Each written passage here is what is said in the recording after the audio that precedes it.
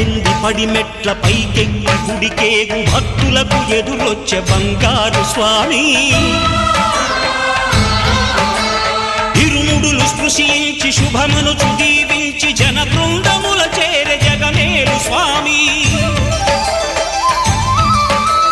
తన భక్తులొనరిల్చు తప్పులకు తడబడి ఒక పక్క ఒరిగెన ఓంకారమూర్తి